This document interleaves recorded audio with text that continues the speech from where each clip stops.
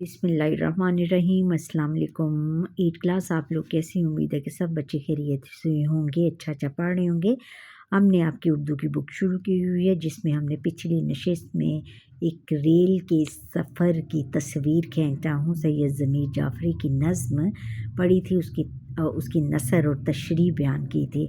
आज हम मश्की सवालात में तफ़हीम में पहला सवाल क्या है, मदरजा सवालात के मुख्तसर जवाब दें।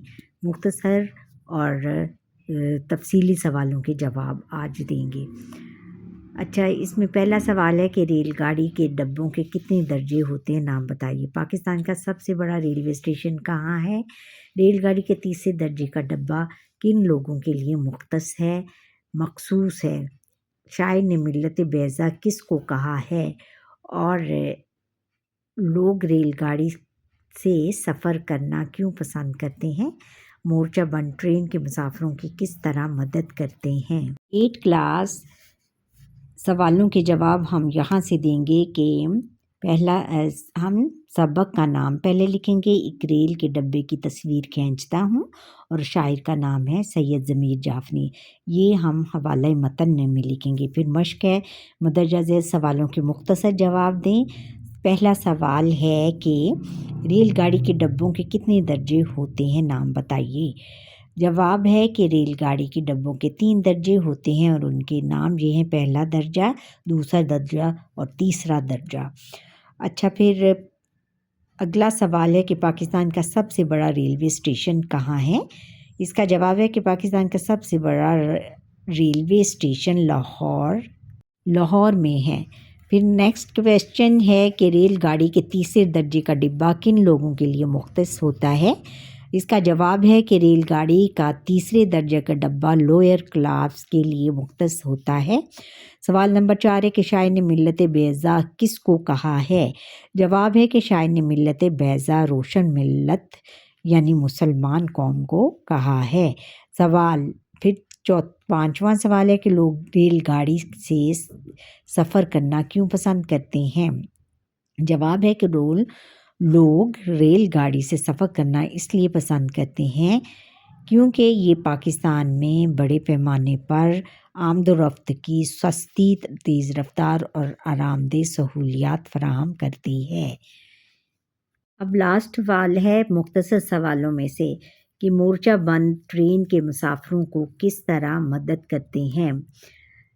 इसका जवाब है कि मोर्चा बंद लोग ट्रेन के मुसाफिरों का सामान उठाने में और सीट तलाश करने, ज़रूरत पड़ने पर मदद तलब करने और मुसाफिरों की हिफाजत की ज़िम्मेदारियां अंजाम देते हैं। ये हो गया। अब हम आगे बेटा तफसीली सवालों के जवाब देंगे। तफसीली सवालों में है कि मदरजा ज़ैल सवालात के तफसीली जवाब दें। पहला सवाल है कि लिए गाड़ियों और जहाज़ों के सफ़र के माहौल दोस्त भी कहा जाता है, माहौल दोस्त भी कहा जाता है, क्यों? वजह बयान करें। अच्छा, इसका जवाब है कि रेलगाड़ियों और जहाज़ों के सफ़र को माहौल दोस्त इसलिए कहा जाता है कि अगर रेलगाड़ी और जहाज़ों में दौरान सफ़र सब मुसाफिर आपस में दोस्ताना रवैया रखें, एक दूसरे के सामान का ख्याल रखें, तमाम मुसाफिरों के आराम का ख्याल रखें और एक दूसरे के साथ मिल बांट कर खाएं। तमाम मुसाफिर एक दूसरे की बातों को दरगुजर करें और हर एक की बात इत्मीनान और सुकून के साथ सुनें। इस बात का ख्याल रखें कि रेलगाड़ी में सवार होते और उतरते वक्त कतार बनाएं ताकि तमाम मुसाफिर आराम से रेलगाड़ी में सवार और उतर सकें। ये भी ख्याल रखा जाए कि भारी भरकम सामान रेलगाड़ी या जहाज़ में ना लाया जाए। अगर हम मदरजा बाला बातों का ध्यान रखेंगे तो हम अपने सफ़र को आरामदेह और माहौल दोस्त बना सकते हैं। मदरजा बाला नज़्म में शायर ने तंज़िया अंदाज में इसी बात को समझाया है। अच्छा, अब सवाल नंबर 2 है तफसीली सवालों में से। मज़ाक़ के हवाले से इस नज़्म की खूबियाँ अपने अल्फाज में बयान करें। अपने अल्फाज में क्या हमने बयान करनी है कि جواب ہے اسقاط کہ سید ضمیر جعفری کی نظم ایک ریل کے سفر کی تصویر کھینچتا ہوں ایک طنزیہ اور مزاحیہ شاعری ہے جو ریل کے تیسرے درجے کے مسافروں کی زندگی کی منظر کشی کرتی ہے۔ اس نظم میں شاعر نے بڑی خوبصورتی سے طنز و مزاح کے پیرائے میں مسافروں کی حالت، ان کے سامان اور ان کے رویوں کو بیان کیا ہے۔ نظم کے چند اہم پہلوؤں کا ذکر کرتے ہوئے شاعر کہتا ہے کہ یہ مسافر ایک چھوٹی سی جگہ میں ایک دوسرے کے اوپر تہہ بتہہ پڑے ہوتے ہیں اور ان کے پاس اتنا سامان ہوتا ہے کہ وہ ایک دوسرے کے لیے مشکلات پیدا کر رہے ہوتے ہیں۔ شاعر طنزیہ انداز میں کہتا ہے کہ لوگ ایک رسی میں پورا لاؤ لشکر باندھ لائے ہیں۔ اس نظم میں شاعر نے طنز اور مزاح کے ذریعے معاشرے کی ایک تصویر پیش کی ہے جہاں لوگ اپنے ذاتی مفادات میں اتنے اندھے ہو جاتے ہیں کہ دوسروں کا خیال نہیں رکھتے، لیکن ساتھ ہی ساتھ شاعر نے ان مسافروں کی زندگی کی مشکلات اور ان کے اتحاد کو بھی اجاگر کیا ہے۔ اس نظم کی زبان پیرائے نے اسے ایک الگ ہی خوبصورتی بخشی ہے جو قاری یعنی پڑھنے کو ہنساتی ہے اور سوچنے پر مجبور کرتی ہے۔ اب نیکسٹ کویسچن ہے سوال نمبر 3 تفصیلی سوالوں میں سے۔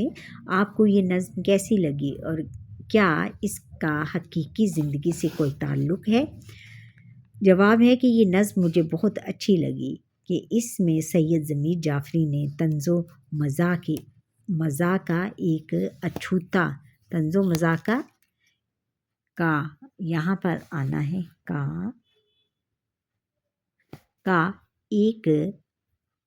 کا ایک اچھوتا اور منفرد انداز اپنایا ہے۔ ریل گاڑی کے تیسرے ڈبے کے مسافروں کی بہت خوبصورت تصویر کشی کی ہے۔ میرے خیال میں اس نظم کا کچھ حصہ یا اس میں سے کچھ باتیں حقیقت پر مبنی ہیں جبکہ چند ایک باتیں ایسی جیسے چارپائی اٹھا لانا، اس شعر میں شاعر نے مبالغہ رائی سے کام لیا ہے کیونکہ ایسی چیزیں عام طور پر مال گاڑی میں بک کروائی جاتی ہیں، اسی لیے گنے اگر زیادہ ہوں تو وہ بھی برتھ کے اوپر رکھے جاتے ہیں۔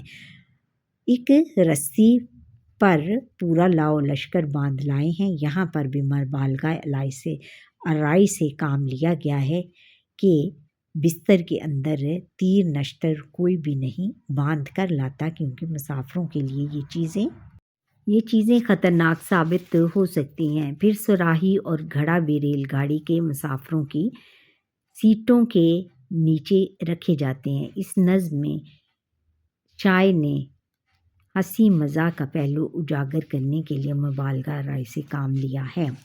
اچھا، سوال نمبر 4 ہے کہ نظم کا مرکزی خیال تحریر کریں۔ جواب ہے کہ مرکزی خیال اس نظم میں شاعر طنزیہ انداز میں ریل گاڑی کے تیسرے درجے کی تصویر کھینچتے ہوئے کہتا ہے کہ ریل کے تیسرے درجے میں گنجائش سے کہیں زیادہ مسافر سوار تھے۔ مسافر کھیت کے گنے، چارپائی اور آتش دان تک اٹھا لائے تھے۔ ریل کے ڈبے میں ہر طرف سامان ہی سامان نظر آ رہا تھا۔ چادر دیکھ کر پاؤں پھیلانے چاہیے، یعنی کسی چیز پر اس کی استطاعت سے زیادہ بوجھ نہیں ڈالنا چاہیے۔ اچھا بچوں، یہ تھا ہمارا آج کا لیسن۔ آج ہم نے آپ کے سامنے نظم ایک ریل کی تصویر کھینچتا ہوں کہ ایک مختصر اور تفصیلی سوالوں کے ہم نے جواب دیے ہیں اور اب انشاءاللہ کل ہم اس کے باقی ماندہ مشقی سوالات کریں گے۔ آپ کو یہ میرا لیسن کیسا لگا؟ اگر اچھا لگا تو کمنٹ کریں، پیارا سا کمنٹ کریں، لائک کریں، شیئر کریں اور بیل آئیکن پر کلک کریں تاکہ ہر آنے والا لیسن میرا آپ تک پہنچ پائے۔ اور جن بچوں نے مجھے ابھی تک سبسکرائب نہیں کیا اور جو بچے پہلی دفعہ میرا لیسن یہ دیکھ رہے ہیں وہ بھی سبسکرائب کرتے چلے جائیں۔ اللہ حافظ۔